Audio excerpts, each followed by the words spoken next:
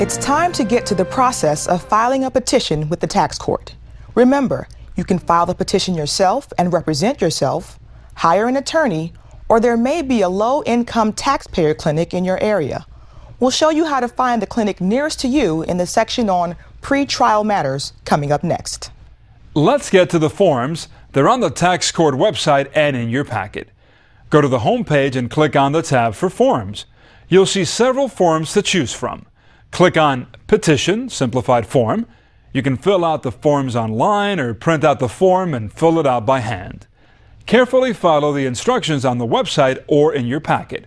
They will give you step-by-step instructions, starting with where to place your name. One key decision that you will make is found on line 4. Here, you are being asked to choose whether you want your case conducted under small tax case procedures or under regular tax case procedures. You may check only one box. As this is one of the most important decisions a petitioner must make, let's consider the choices you have. To have your case tried as a small tax case, you must qualify and choose to have small or S-case procedures applied to your case. So the first question is, does your case qualify for the S-case procedures? Carefully review the notice you received from the IRS. If it is a notice of deficiency, are the amounts and additions to tax asserted by the IRS $50,000 or less for every single tax year? If so, the case is eligible for consideration as a small tax case. If the amount is over $50,000 for a single year, the case is not eligible and must be heard as a regular case. If it's a notice of determination, look to see if the total unpaid tax in a collection case or the total amount of relief sought in an innocent spouse case is $50,000 or less. That's the magic number, and the case is eligible for consideration as a small tax case. Again, if these totals exceed $50,000, then your case must be heard as a regular case. There are a few things to consider in deciding to choose an S case. First, S or small case trials are held in a few more cities than regular cases. Second, the small tax case process is less formal than the regular procedure. The rules of evidence are more relaxed. The judge can consider any evidence that is persuasive. Third, let's talk appeals. The most important difference between an S case and a regular case is that resolution of an S case is final. There is no right of appeal to a U.S. Court of Appeals from a decision in an S or small case. If you lose your case or lose some issues in your case, you can't appeal the decision of the tax court. If you win some or all of your case, the IRS cannot appeal. Under a regular case, you and the IRS can both appeal a decision. There are some additional things to keep in mind as you complete your petition. Be sure to sign your petition, and if it's a joint petition, both petitioners must sign. It is important not to send copies of receipts, tax forms, or other types of evidence with your petition. According to the rules, evidence may only be submitted to the court during the trial. The petition includes a checklist to remind you of the documents you are required to submit with the petition. These are a copy of the notice of deficiency or notice of determination that is the subject of the petition. For privacy reasons, don't forget to remove your taxpayer identification number from the notice you submit with your petition. A copy of your Statement of Taxpayer Identification Number, or Tax Court Form 4, and a request for place of trial, which is Tax Court Form 5.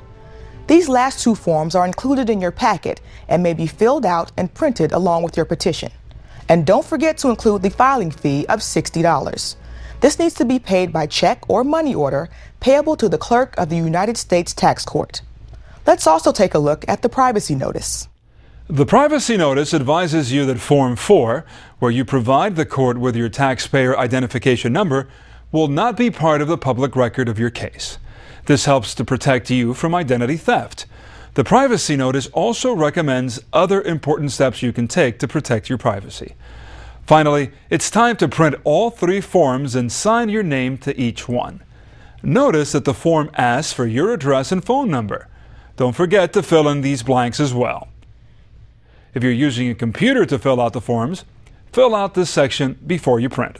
If the petition is for both spouses, each one must sign the form and provide their address and phone number.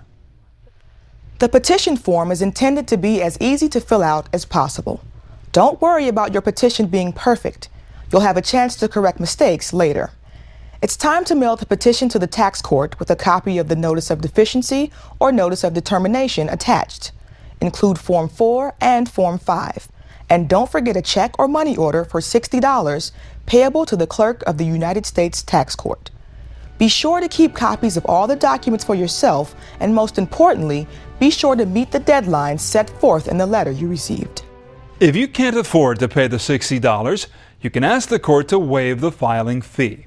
Go to the Forms tab on the tax court's website homepage and open the application for waiver of filing fee and affidavit. There are a series of questions on the form regarding your financial situation, concluding with a signature line for you to sign under penalty of perjury.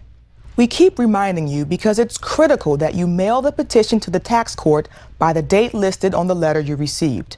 Otherwise, the court cannot hear your case. In most cases, you must mail the petition within 90 days from the date the Notice of Deficiency was mailed to you. There is one major exception to the 90-day rule. That is, a taxpayer only has 30 days after the Notice of Determination concerning collection action to file a petition. Filing the petition on time is again critical. Miss the deadline by even 1 day, and the tax court cannot hear your case. You may bring the petition to the tax court if you happen to be in Washington, D.C. The court is open between 8 a.m. and 4:30 p.m. Eastern Time. Otherwise, you must mail the petition by the appropriate date to the tax court. You can use U.S. Mail or one of two private overnight delivery services, FedEx or UPS. Using certified or registered mail or a private delivery service is preferred and allows you to track your filing. You can also use your receipt to show proof to the court that you mailed the petition on the date of certification if the timeliness of your filing becomes an issue. You must be sure that the mailings are not late or have proof that your petition was sent on time, because a late petition means the tax court cannot hear your case. If this happens and you still want to contest your tax liability, you must first pay the tax assessed by the IRS and then file a claim for a refund. If your claim is denied, you can then file in a different federal court. It is not necessary that you pay the amount in dispute before you file your petition or while your case is pending before the tax court. However, you should be aware that interest will accumulate on any tax you owe. If you pay the money in dispute to the IRS prior to the decision of the court, and the court determines you do not owe any tax, you will get a refund of the amount you overpaid, plus interest. All right, you've prepared and delivered your petition to the tax court. The next thing that will happen is that you will receive a notice from the court acknowledging that your petition was received. This is where you will get your docket number. To access information about your case, click on the Docket Inquiry tab on the home page of the website and enter either the docket number of the case in question or other case identifying information. You should include your docket number on all correspondence sent to the court. If you represent yourself and file your case after September 9, 2008, you will receive with the notice of receipt of petition registration instructions for e-access. And remember, always check the website or your packet for updated information about mailing options. Changes in technology may offer different methods for filing. If you filed your case before September 10, 2008, you may obtain e-access registration instructions by sending a letter to the clerk of the court or by completing the online petitioner access registration request form. If you're represented by counsel, you may also request instructions and register for e-access, but you should first consult your attorney. When the court acknowledges the receipt of a pro se petition in a small tax case, it also includes a notice advising pro se petitioners if there is a low-income taxpayer clinic, or LITC, near the requested place of trial, and provides contact information. You may want to consider contacting an LITC to determine whether you and your case are indeed eligible. After the tax court acknowledges receipt of the petition, the IRS attorney assigned to the case will file an answer. The IRS has 60 days after the petition is received in which to file an answer, unless they receive an extension. A copy of the answer will be mailed directly to you by the IRS attorney. After the answer is filed, someone from the IRS will make contact with you. However, it may take a few months for that contact to take place. If you want to contact the IRS before that time, you can call the attorney from the IRS whose name is listed on the answer.